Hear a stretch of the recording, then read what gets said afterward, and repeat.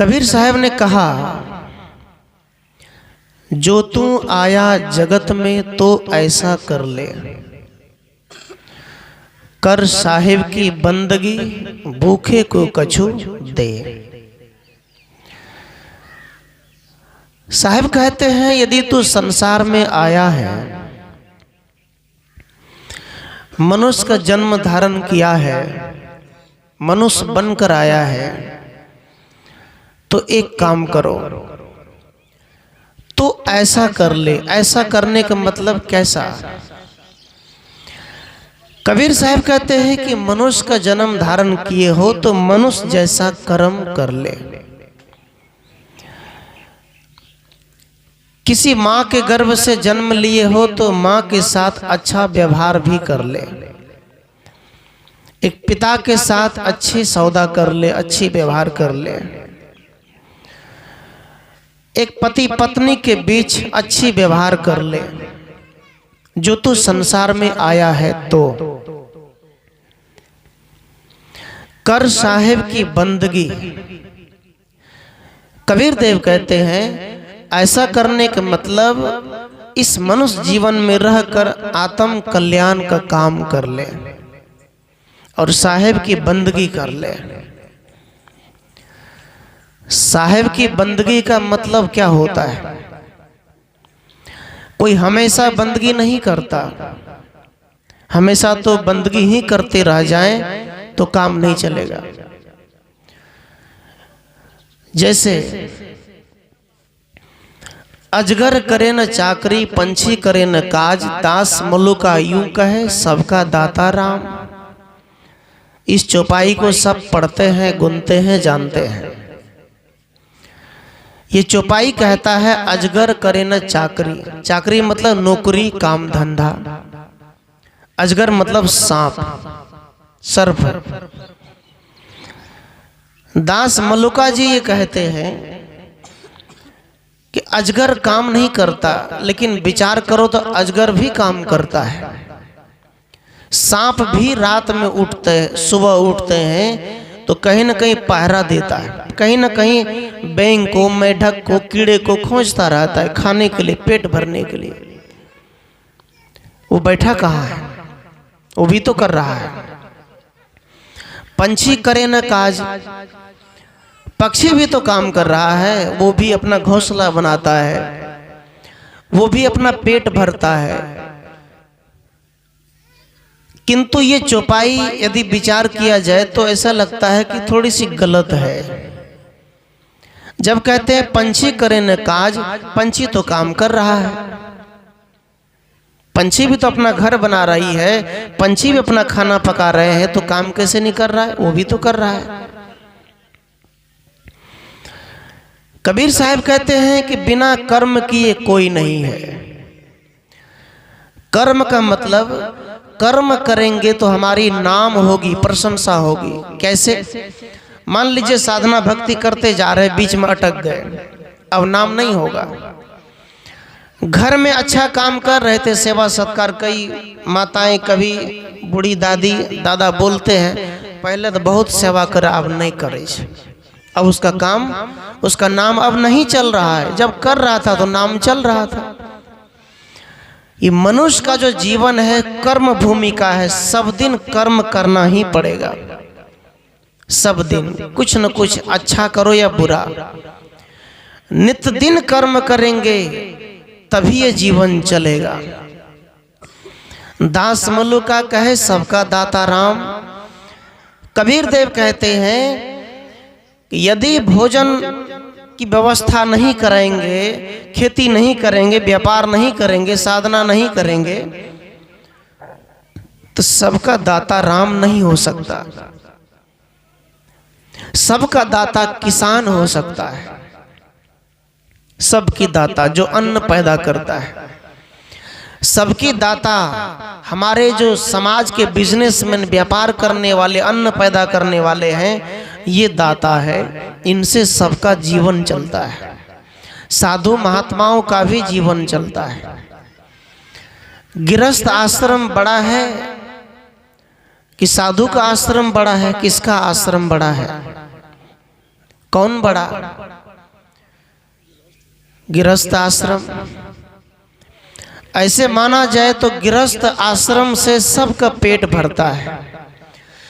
पशु से लेके पक्षी तक, साधु से लेकर संत, फकीर, भिखारी जितने भी हैं, सबका पेट भरता है गृहस्थ आश्रम से। किसान के घर से यदि वो 10 रुपए ना दे तो साधु का भी जीवन नहीं चलेगा, वो भी भूखा मर जाएगा। चाहे कितने भी बढ़िया क्वालिटी का प्रवचन करे, उसमें यदि अन्न ना हो, द्रव्य ना हो, तो उसका भी कोई काम नहीं चलेगा। उनके आश्रम नहीं बनेंगे, मुसलमानों का मस्जिद नहीं बनेगा।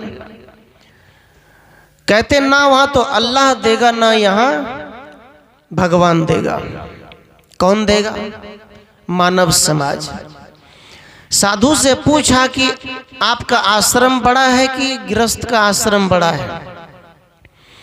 साधु ने कहा आपका ही आश्रम बड़ा है, मेरा नहीं बड़ा। लेकिन विराम चिन्ह लग गया वहां पर। कहा आपके आश्रम तो बड़ा है। संत ने कहा आपके घर में, आपके आश्रम में धन है, दौलत है, सब कुछ है। वो बड़ा तब है जब वो ज्ञान से गुजरेगा, तब बड़ा है। कबीर साहब ने कहा गृहस्थ आश्रम बड़ा तो है, उस आश्रम को चलाने के लिए, बुद्धिमान बनाने के लिए, उस धन को बचाने के लिए हमें एक ज्ञान, एक सद्गुरु की जरूरत होती है।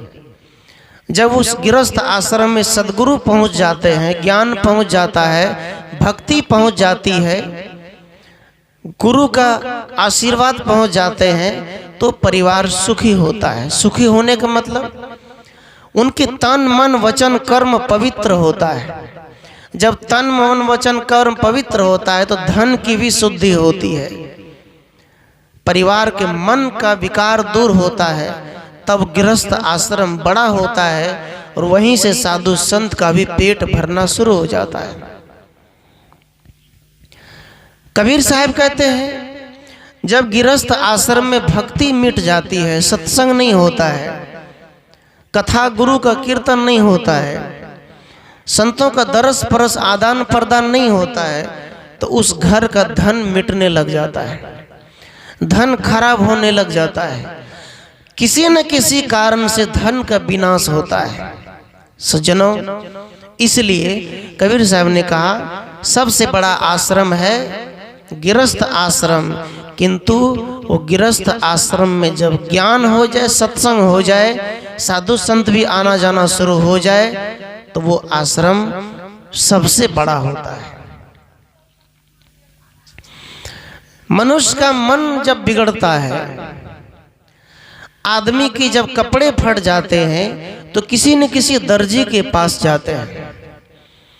मनुष्य आदमी का जब घर का मकान टूट जाता है, प्लास्टर पेंट जब उड़ जाते हैं, तो उनके लिए भी हम राजमिस्त्री ले आते हैं। गाड़ियां बिगड़ जाती है तो उसके लिए भी मिस्त्री है, कहीं न कहीं से खोज लाते हैं। दुनिया की जो भी काम बिगड़े, उन सब का कहीं न कहीं इलाज है, ठीक करने वाला है, तन का इलाज करने वाला सब जगह है। कबीर साहब कहते हैं मनुष्य का जब जीवन बिगड़ता है, मनुष्य का मन बिगड़ता है, मनुष्य का खान पान बिगड़ता है, मनुष्य का बोली बानी बिगड़ जाते हैं, तो कहते हैं उसका इलाज किसी बाजार या किसी दुकान में नहीं है, कहीं नहीं है। सद्गुरु कहते हैं मनुष्य के मन का इलाज, जीवन का इलाज, मनुष्य का सुख शांति का इलाज वो है सत्संग में, गुरु की भक्ति में। एक बार की बात, एक बूढ़ी माता वो सत्संग में कभी जाती नहीं थी। पड़ोसी की माता ने कहा आप सत्संग में चलो, सत्संग में नहीं जाती हो, दिन रात गाली पड़ती रहती हो, बकती रहती हो, झगड़ा करती रहती हो, कम से कम सत्संग में चलो, सत्संग में जाओगे तो वहां अच्छा ज्ञान मिलेगा, चलो सत्संग में। तो कहा सत्संग में क्या मिलेगा, कोई फायदा है तो बताओ। कहा सत्संग में जाओगी तो सत्संग में आपको रसगुल्ला का रस मिलेगा, सत्संग में रस टपकता है। अब ये आध्यात्मिक पद को लगाकर कहा, उस बूढ़ी माता ने सच्ची मान लिया कि सही में कोई रस टपकता है, हम चलते हैं। सत्संग में गई तो उस बूढ़ी माता की सोने की आदत थी, सो गई और सोते सोते उसका मुंह खुल गया। तो जो सत्संग में ले गई थी वो थोड़ा तेज थी, दिमाग वाली थी। उसने सोचा ये तो मान रही है कि कोई रस टपकेगा, और नींद टूटेगा, सत्संग खत्म होगा तो हमसे पूछेगा कि रस कहाँ टपता, तो हम क्या करेंगे। जुगाड़ फिट कर दिया। जुगाड़ फिट क्या किया, उसके मुंह में पहले से चीनी लेकर गई थी, मुंह में डाल दिया। सुतल थी वो, मुंह में जब चीनी डाल दिया तो उसको चीनी पिघलते पिघलते गलते गलते रस बन गया, और सोते सोते कभी कभी घोंट जाती थी। उसको मीठा लगा, अच्छा लगा, बढ़िया लगा। नींद खुला तो पूरा जी मुंह चाटने लग गई। वाह क्या बात है। तब पड़ोसी माता से कहती है, हाँ बात सही है, सत्संग में तो रस टपकता है, वो मीठा है, सही बोले आप, अब रोज आएंगे। उस बड़े पड़ोसी की माता ने कहा, मैंने कहा ना रस टपकता है, आना चाहिए। सज्जनों, दूसरे दिन उस माता ने कहा, चलोगे सत्संग में, चलोगी? कहाँ? हाँ चलेंगे। कौन छोड़ेगा ऐसा सत्संग, हो सकता है कभी कभी। आज तो सुतल थे, हम नहीं देखे, जब देने आएगा ना 2-4 रसगुल्ला हम मांग लेंगे अपने पुतों के लिए। चलिए गई, सत्संग में बैठ गई। सत्संग में बैठी तो सोचा कि हम आज देखेंगे कि बाबा कैसे हमको रस देने आता है। आंख खोल के बैठी, लेकिन उसका झपकी आदत थी, सो गई। फिर माता ने चीनी डाल दिया, फिर मीठा हो गया। फिर सत्संग आरती हो गई, जाने लग गया तो कहना लागल के बड़ा अच्छा, अभी तक चाटे छी मुंह में, अच्छा लगे क्या। अच्छा, तीसरे दिन की बात है। तीसरे दिन जब आने लग गई, वो बूढ़ी माता होश में बैठा, जाग कर बैठा, एकदम होश में। याद रखना, होश में बैठने वाला व्यक्ति क्या होता है, उनका कोई भी काम बिगड़ता नहीं है, जो होश में रहता है। खेती करने वाला भी होश में रहे, जब समय से करे तो उसका भी काम कभी नहीं बिगड़ेगा। एक विद्यार्थी होश में रहेगा तो उसका भी काम नहीं बिगड़ेगा। एक साधु होश में यदि कोई चौपाई, कोई दोहा, कोई प्रवचन, ध्यान चिंतन में मन लगाएगा तो जरूर है कि किसी न किसी भांति इधर से उधर से पब्लिक को समझा ही देगा। होश में, कबीर साहब कहते होश में सब काम करने से जोश वाला जो काम आता है वो खत्म हो जाती है। होश में आ जाओ। एक विद्यार्थी को मास्टर पढ़ा रहा था, पढ़ा क्या रहा था कि बेटा भारत की राजधानी दिल्ली है। तो उसी में एक विद्यार्थी सो रहा था। उसी बीच में क्या हुआ, सोते सोते मास्टर ने कहा, देखो बेटा तू सो रहा है। कहा नहीं। वो विद्यार्थी थोड़ा तेज था, झूठ बोलने में बड़ी पारंगत था। झूठ बोलना, कितने लोग झूठ बोलते बड़े ही, इतना अच्छे से झूठ बोलेगा लगेगा सच कह रहा है, अच्छे से झूठ बोलेगा। चुट्टी काटने वाला जो आदत होता है, बढ़िया से मुंह पोंछ के बात करेगा। आपके पास कुछ और बात करे, दूसरे जगह कुछ और बात करे। मास्टर को वो ताल नहीं लगने देता था, मास्टर को ठग लेता था। नहीं गुरुजी, हम तो सो नहीं रहे हैं, हम तो बैठे हैं, आप कैसे। उस दूसरे दिन मास्टर ने पकड़ लिया सोते हैं, तो उसमें भी दिमाग लगा लिया। जब देखा सोते हैं तो ऐसे कर लिया, गुरुजी हम तो ध्यान कर रहे थे, ऐसे कर लिया, हम ध्यान कर रहे थे। मास्टर ने कहा बड़ी अजीब विद्यार्थी है, ये तो कह रहे पूजा कर रहे हैं, सो नहीं रहे, हम तो पूजा कर रहे हैं, आंख बंद है। दूसरे दिन फिर कहा, अच्छा बताओ बेटा आज मैंने क्या पढ़ाया। फिर मैं वही विषय पढ़ा रहा हूं कि भारत की राजधानी दिल्ली है। तो बोलो तुम नहीं सो रहे थे तो बताओ क्या पढ़ाया। उस लड़के ने कहा, आप पढ़ा रहे थे भारत की महारानी बिल्ली है, आप पढ़ा रहे थे भारत की महारानी बिल्ली है। मास्टर ने कहा, गुस्साया, कहा मैं इसलिए का होश में बैठो, होश में सुनो, मैंने पढ़ाया भारत की राजधानी दिल्ली है, तो तू पढ़ता है भारत की महारानी बिल्ली है। तो जब तू ध्यान कर रहा था, जब तू जग रहा था, तो फिर गलती कैसे हो गई? तो कहा इस बार होश में बैठना। कहा गुरुजी होश में, ठीक है। फिर पढ़ाया, तब पढ़ाया। देखो बच्चे, अगले बार एग्जाम में ये प्रश्न पूछा जाएगा, दिल्ली में कुतुब मीनार है, कुतुब मीनार जो देखने जाते हैं, लाल किला है, कुतुब मीनार है, कुआं है, जलियांवाला बाग जो पंजाब में घटना हुई थी, पूरे हिंदू को भर के अंग्रेजों ने गोलियां चला दी, सब मारे गए। इस तरह के सब कुछ वहां बना हुआ है। विद्यार्थी फिर सो रहा था, मास्टर ने कहा बोलो इस बार मैं क्या पढ़ा रहा था, बोलो। जब नहीं सो रहा था तो क्या पढ़ा रहा था? मास्टर ने पढ़ाया था कि दिल्ली में कुतुब मीनार है, तो कहा बताओ। तो बच्चे ने कहा गुरुजी आप पढ़ा रहे थे दिल्ली में कुत्ता बीमार है, आप पढ़ा रहे थे दिल्ली में कुत्ता बीमार है। यह है होश में न बैठना। सज्जनों, इसी प्रकार जब हम होश में आ जाते हैं, पूर्णतः जागृत अवस्था में आ जाते हैं, जब ध्यान में बैठते हैं, तो वहां भी जब होश खो जाते हैं, ध्यान में भी मन जब भागता है यहाँ न वहाँ, तो आंखें खोल देना चाहिए। जिसका मन ध्यान में नहीं लगता है तो आंखें खोल कर एक बार देखो, फिर से बंद करो, इधर उधर देख लो, मुड़ी कान ठीक से झाड़ लो, बढ़िया से हाथ पैर झाड़ लो, उसके बाद फिर बैठो, फिर मन लगेगा। आंख खोलने का मतलब है कि मन भाग रहा था, उसको वहां से खींच लाओ, होश में आ गया, अब वो मन नहीं जाएगा, फिर बैठो तिवारा चौबारा, फिर मन लगेगा।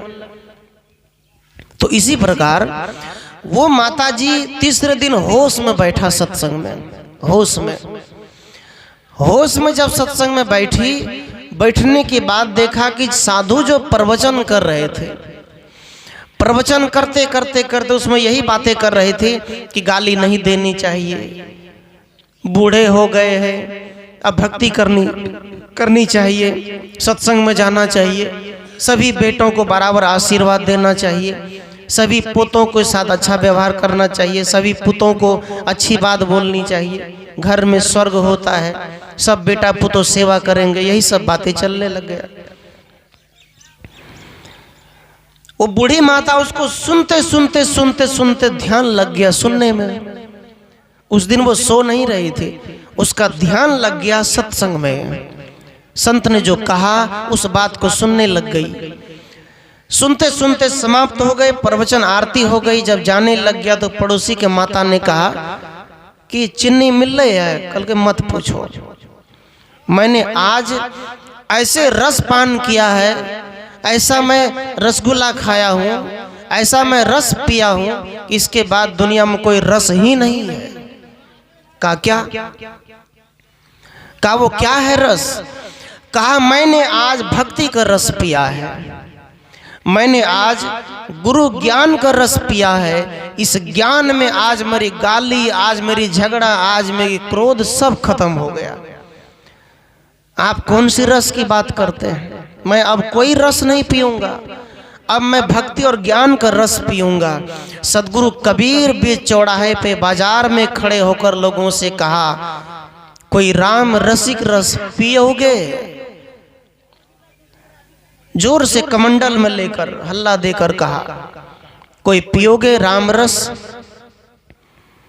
तो कबीर साहब से लोगों ने पूछा, हाँ हम पिएंगे, लेकिन क्या फायदा है? आपके राम रस कैसा है?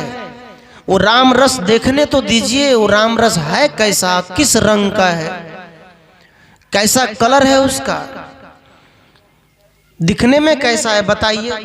तो कबीर साहब ने कहा, कोई राम रसिक रस पियोगे तो पियोगे युग जियोगे। कहा मेरे राम रस को जो पिएगा वो युगों युगों तक जिंदा रहेगा, कभी मरेगा नहीं। मरता कौन नहीं है?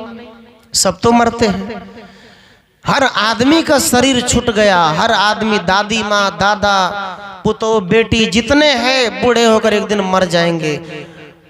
लेकिन साहब कहते युग युग जिएगा। जब सब मर जाएगा तो युग युग कौन जिएगा? जीने का मतलब एक अच्छा कर्म करके मरना, ताकि आपका नाम चले दुनिया में।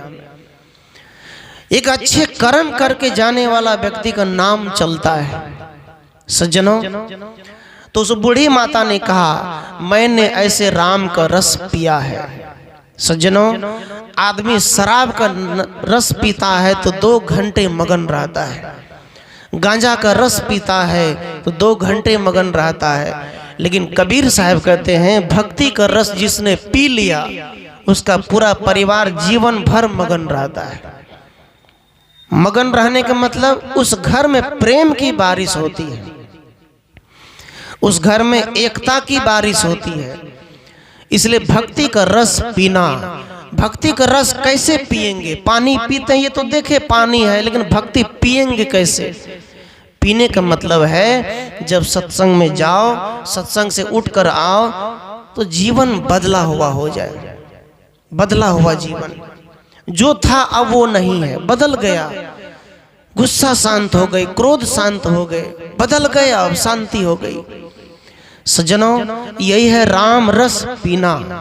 और अमर होने का मतलब क्या होता है? एक बार एक घर में पंडित जी गया, तो पंडित जी जब गए तो उस घर में पूजा पाठ के लिए नहीं गई थी, वो गए थे भोजन के लिए। कहीं से लौट रहे थे तो लेट हो गया, तो कहीं सोचा मैं भोजन कर लूं, गई वहां। भोजन के लिए जब गया तो उस रास्ते से एक मुर्दा जा रहा था, मुर्दा जलते हुए कंधे पे लेकर जा रहे थे। पंडित जी देखा कि मुर्दा जा रहे थे, पंडित जी ने देखा, कहो शिव शिव शिव, आज तो दिन अब शकुन है, आज मेरा दिन खराब हो गया, मैंने मुर्दा को देख लिया। ऐसा।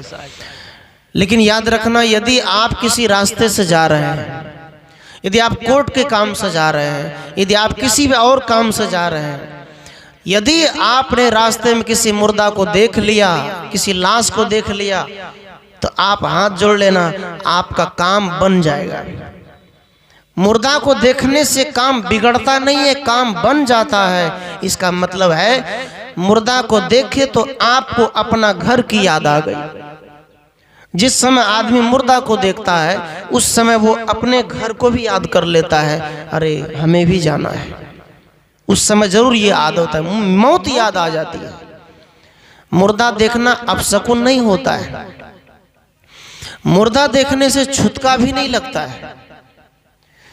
छुतका लगता है मांस खाने से, शराब पीने से, मुंह में ठोर में खैनी रखने से, कान में बीड़ी रखने से, हुक्का पीने से। इससे मनुष्य के जीवन में छुतका, और ये छुतका जब लग गया तो जीवन में उतरेगा नहीं जब तक तुम सत्संग करोगे नहीं, छोड़ोगे नहीं। तो जो छुतका मुर्दा को देखकर हम लोग मनाते हैं, करते हैं, वो सब नकली छुतका है। तो पंडित जी ने कहा, माता गंगा जल है घर में, ला कर दो, मैं तो मुर्दा देख लिया।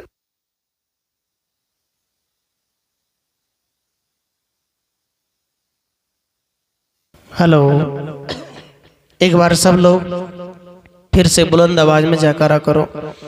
बोलो सदगुरुदेव भगवान की। उस पंडित जी ने कहा, माता मुझे गंगा जल ला कर दो, मैं छिड़क लूंगा तब भोजन करूंगा। दे दिया। लेकिन उस मां ने कहा अपने बेटे से, बेटा जाकर पता करो कि ये आदमी जो मरा है ये नरक में गया कि स्वर्ग में गया, पता करो।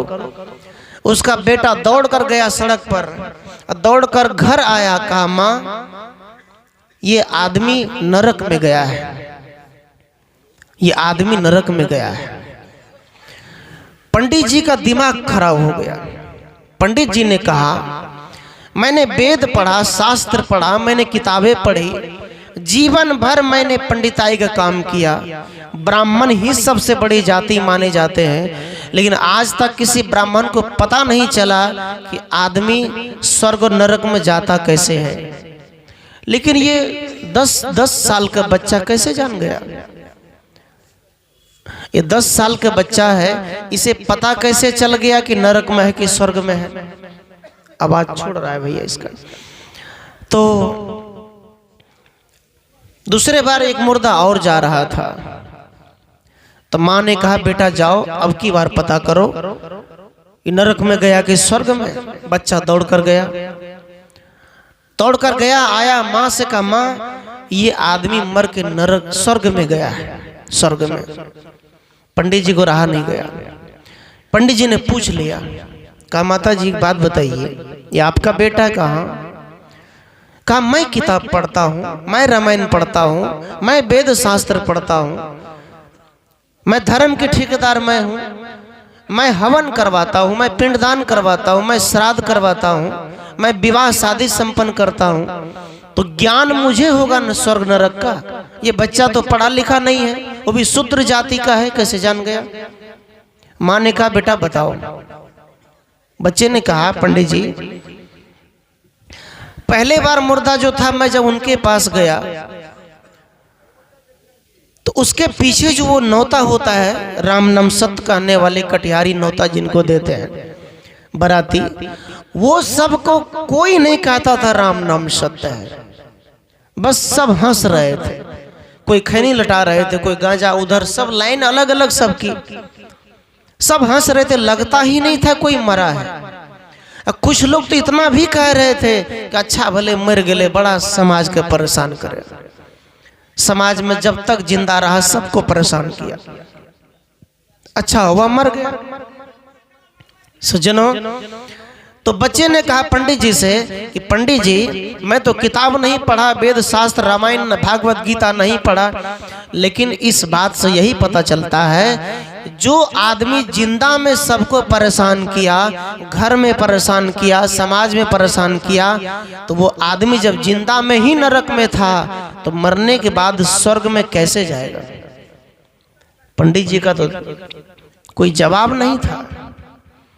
पंडित जी ने कहा बात तो सही है, ये बच्चा तो आज हमको हरा दिया, अब हम जीतेंगे कैसे? बच्चा कहता है जिस आदमी का जीवन ही नरक में था, जब तक जिंदा रहा कभी भी शांति से नहीं जिया घर में, तो मरने के बाद शांति कैसे मिलेगा? पंडित जी ने कहा अच्छा बेटा दूसरे मुर्दा के बारे में क्या कहोगे? कहा दूसरा मुर्दा को मैं जब देखा तो सब लोग रो रहे थे, समदन गा रहे थे, सोहर गा रहे थे, और उसके सब लोग लाइन से कह रहे थे राम नाम सत्य है। कोई कहते थे सबका यही गति है, अर्थात राम ही सत्य है और सबकी यही गति होगी शरीर की जो आज हो रहा है। विचारिए सज्जनों, जब हमारी जो माँ है उनका जो सब शरीर छूट रहा था तो हम दोनों भाई वहीं पर थे, माँ के पास ही बैठे थे हम लोग। तो उनके पास बैठते बैठते उनकी हाथ ऐसे उठा, दोनों हाथ ऐसे, और हाथ उठाकर ऐसे, मतलब फिर थोड़ी सी आवाज आई कि दुनिया में कुछ नहीं है, दुनिया में कुछ नहीं है। इतना कहा हाथ गिर गए और चल दिए। दुनिया में कुछ नहीं है, ऐसे दुनिया मतलब आप लोग ठीक किए, दोनों बेटा मेरा ठीक किए, दुनिया में कुछ नहीं है और दुनिया में ऐसे ही ज्ञान के प्रचार करते रह जाना। तब मैंने देखा कि मौत कैसी होती है उस समय की। सज्जनों याद रखना, तब मैंने सबको बैठाया उस जगह और सबको बैठाकर मैं कहा कि जो लोग कहते हैं ना कि कबीर पंथी किसी भगवान को मानते नहीं है, वो किसी राम को नहीं मानते हैं, तो आज मैं दिखा रहा हूं कि मेरे माँ के अंदर से राम चले गए। और ये राम जब तक थे तो मेरी माँ थी, राम चली गई तो मेरा कोई नहीं। अब शरीर से क्या रिश्ता है? कोई रिश्ता है? कितना ही सुंदर शरीर हो जाए, कितना ही सुंदर आपके माँ बाप है, वो सुंदर तभी तक है जब उसमें आत्मा राम है। जब आत्मा राम नहीं है तो ना वो आपके माँ है ना बाप है, बस एक फॉर्मेलिटी निभाते हैं। नहीं रोएंगे तो लोग क्या कहेगा, कानून करे कहेगा कि नहीं, यही। लेकिन याद रखना, समाज और सत्संग यही कहता है अच्छा पुत्र बन के दिखाओ, अच्छा बेटा बनकर दिखाओ। गांव के लोगों ने कहा कि दोनों बेटा साधु हो गया, माँ को कंधा कौन देगा। वो तो डर से चला गया, माँ बाप के कर्ज कैसे उतारे। लेकिन हम दोनों भाइयों ने उस गांव में डंके की चोट मारकर कह दिया गांव वाले से कि हम माँ बाप की ऐसी सेवा करेंगे और ऐसे निकट रहेंगे कि दुनिया में कोई किया नहीं होगा। माँ बीमार पड़ी तो दिल्ली जब गए लेकर, तो हमारे बड़े भाई ने उसको गोद में लेकर कभी ले जाना, कभी यहाँ वो ले जाना। तो लोग कहते थे आप तो साधु हैं, आपको इससे क्या मतलब, आपको मोह माया से क्या मतलब। तो उसको जवाब भी देना पड़ता था। लोग को लगता है कि घर छोड़कर भाग जाओ, वही माया से भागना है। कहाँ भागोगे? घर छोड़ दिए तो आश्रम बना लिए, वो भी तो घर है। घर है कि नहीं? वहां तो ज्यादा माया है। अब वहां तो लोगों की, समाज के लोगों की भी भार है मेरे ऊपर, वहां तो ज्यादा माया है। घर छोड़कर आश्रम गए तो भागे नहीं, माया से नहीं भागे। सदगुरु कहते हैं भागना ही है। तो सदगुरु कहते हैं अंदर में जो विकार है, काम क्रोध लोभ अहंकार, इससे भाग जाओ, दूर निकल जाओ। तो मेरे बड़े भाई साहब गोद में लिए रहते थे, तो कहते थे कि जिसको हम गोद में लिए मेरी माँ है और मेरी माँ बीमार है। इस समय हम कितने बड़े साधु हो जाएं, तो उस समय यदि उस माँ को जरूरत है, यदि हम ना आए तो हमारी साधना का कोई अर्थ नहीं रहता है, कोई मतलब नहीं रहता है। कोई रहता है क्या? नहीं रहता है। मैं हमारे मनीषानंद बाबा ये संत मत के हैं, लेकिन संत मत के लगते नहीं, कबीर विचार के ही चलते हैं। कबीर साहब के विचारों को खूब पढ़े हैं। 3-4 जगह मेरा प्रोग्राम भी करवाए, अपने गांव में भी ले गए, माँ के बरखी में। और वहां से जब गए तो पिताजी कहा, 4-5 साल हम मिले नहीं थे पिताजी से, फोन पे फोन करते थे एक बार आइए दर्शन दह आवा। तो उस दिन हम गए तो मैंने पिताजी कहा कि लीजिए भजन सुनिए। मेरा ही समदन था जो संजय जी के द्वार पर हम गाए थे भरना में। मैंने पिताजी को समदन दिया, समदन सुनकर रोने लग गया। मतलब उनको ये अंदर से कुछ लगा होगा, है ना, ग्लानि हुई होगी कि मेरा बेटा लोग तो चले गए अब छोड़कर, लेकिन गए तो अच्छा ही महान बना, है ना सज्जनों।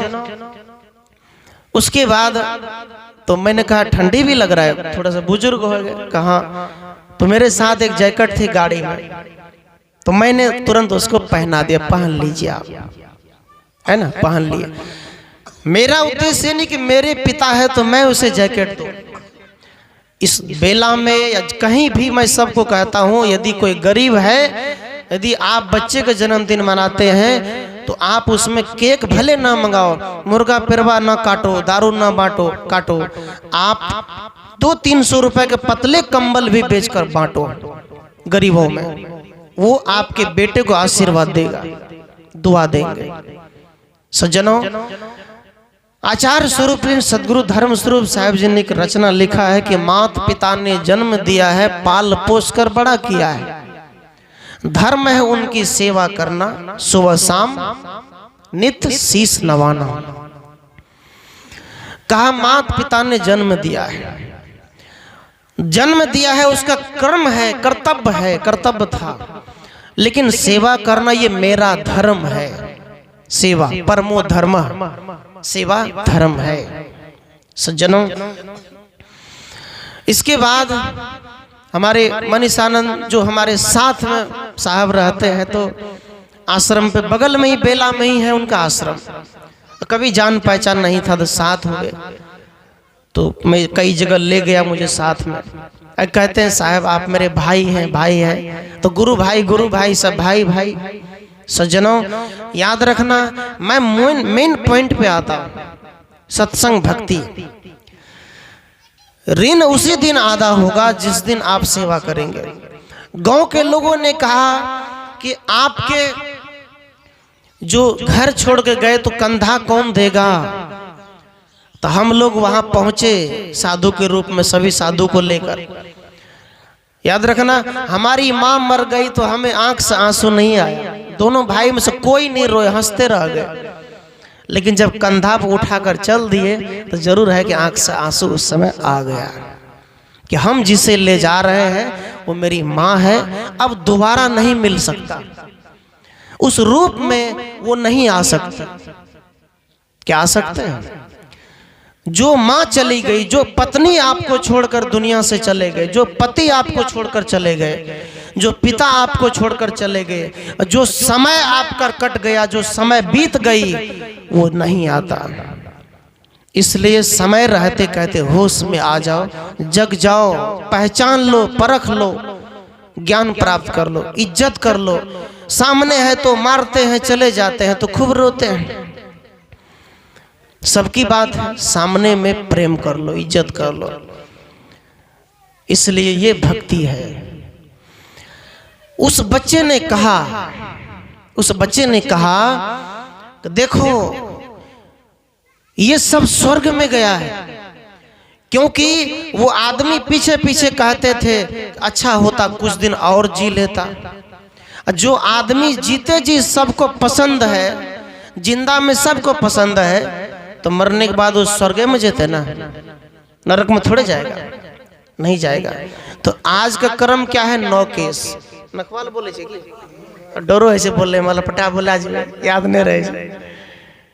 आज है 9 केस नखवाल। कौन सा कर्म है ये नखवाल का मतलब है नाखून वाला कर्म। बाल छील दिए, नाखून काट दिए, है ना, नाखून काट दिए, बाल छील दिए। तो आज का ये हुआ कि एक कर्म से तू मुक्ति पा गया, मतलब आज का छुटका उतर गया। ये ब्राह्मण, यहाँ भी ब्राह्मण आया है। हाँ, ये तो अच्छा किया आप लोग, बढ़िया किया। मैंने कई जगह, एक हमारे बीबीगंज में और भरना में, ये कई जगह में सत्संग किया जहाँ पंडित नहीं आते, सत्संग ही होता है। हमारे गांव में भी ये होता है, और हमारे ही द्वार से शुरू हुई थी, संत श्री गौरव साहब जी के द्वार से। पहले वो शुरू किए थे, आचार्य सदगुरु धर्मस्वरूप साहब जी गए थे, और उन्होंने 2 ही विषय रखा, ज्ञान कांड और कर्म कांड। कहा कर्म कांड से ब्राह्मण को लाभ है, और ज्ञान कांड से इस समाज को लाभ है। इसलिए ज्ञान कांड सत्संग के द्वारा ही माता पिता के श्राद्ध कर्म को संपन्न करना चाहिए। ये ढोंग पाखंड में नहीं पड़ना चाहिए।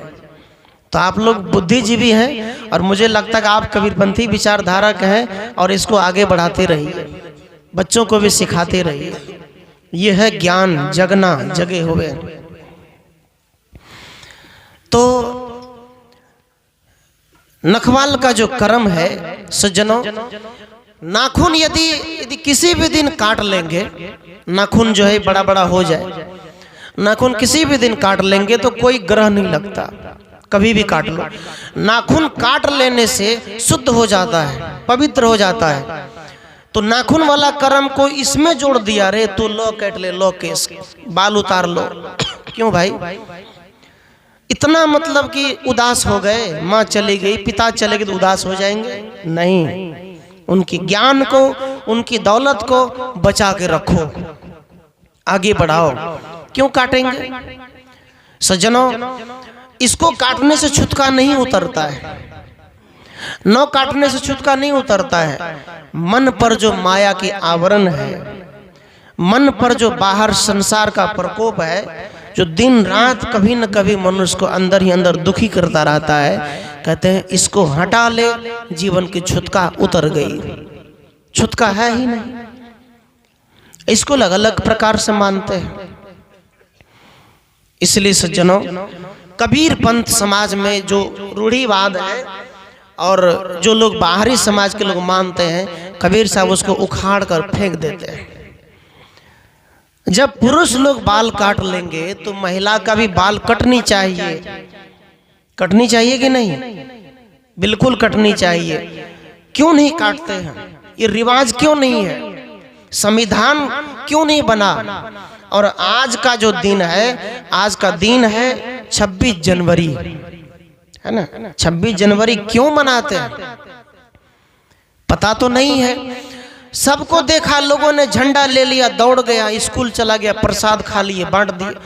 कई स्कूल में तो मास्टर को भाषण देने तक नहीं आता है, ठीक से बोलने तक नहीं आता है, लेकिन 26 जनवरी मनाते हैं। क्यों मनाते हैं? आज समाज में किसी भी महिला को पूछ लीजिए कि 26 जनवरी क्यों मनाते हैं, उसको पता नहीं, कुछ नहीं मालूम। सज्जनों, आज का दिन हम लोगों के लिए बहुत ही भाग्यशाली दिन था। आज का दिन, आज से 76 वर्ष पहले, कैसे 76 वर्ष पहले? आज से पहले जब हमारा भारत आजाद हुआ था, जब अंग्रेज शासन करते थे, शासन कैसे करते थे? गांव में बैलगाड़ी भेजते थे, सब अपन अपन धान धा एक एक बोरा नहीं देते, राजा उसको मारते थे, अंग्रेज लोग मारते थे, चाबुक से मारते थे। तो आज से पहले, बहुत दिन पहले अंग्रेज का शासन था। भारत के लोगों ने, सुभाष चंद्र बोस ने, खून दो मैं तुम्हें आज़ादी दूंगा, मतलब तुम मुझे साथ दो मैं तुम्हें आज़ाद करूंगा। आज़ाद हिंद फौज, भगत सिंह, ये सभी ने भारत को आज़ाद किया। और भारत जब आज़ाद हो गया तो उस समय कांग्रेस का शासन था, पंडित जवाहरलाल नेहरू का। तो उस समय ये बात ये आई, जब आज़ाद हो गए, तो आज़ाद होने के बाद उसमें हमारे भारत में कोई संविधान नहीं था। संविधान मतलब नियम व्यवस्था, कानून व्यवस्था। उसी भारत में एक चमार कुल में जन्म लिया, कौन? भीमराव डॉक्टर बाबा साहब अम्बेडकर, चमार कुल में। उसने हमारे भारत को एक संविधान लिख कर दिया। जैसे सत्संग करने में जैसे कि रामायण दिया, तुलसीदास वो अपना रामायण बनाए, कबीर साहब ने बीजक बनाया, गीता बनाए, सबका अपना अपना ग्रंथ है। ऐसे ही बाबा साहब ने संविधान लिखा। अब देखिए, पंडितों ने जो किताब लिखी, मनुस्मृति लिखा, मनुस्मृति ऐसी ग्रंथ है उसको तो कभी पढ़ना ही नहीं चाहिए। मनुस्मृति जैसा ग्रंथ कचड़ा ग्रंथ, वो समाज के लिए हित में काम नहीं करता है। मनुस्मृति समाज को बांटने का काम किया, छुआछूत में डाल दिया, नीच ऊंच छुआछूत जाति पात में बांट दिया।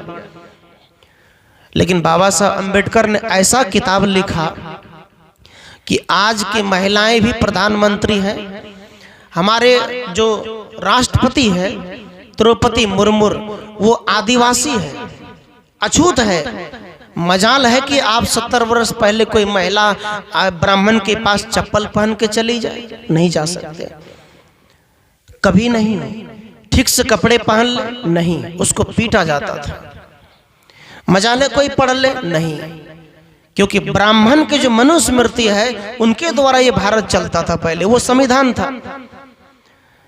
तब बाबा साहब अम्बेडकर ने ऐसी किताबें दी। आज महिला सब जिला परिषद है, मुखिया है, सरपंच है, आज महिलाएं ऑफिस जाती, नौकरी करती है।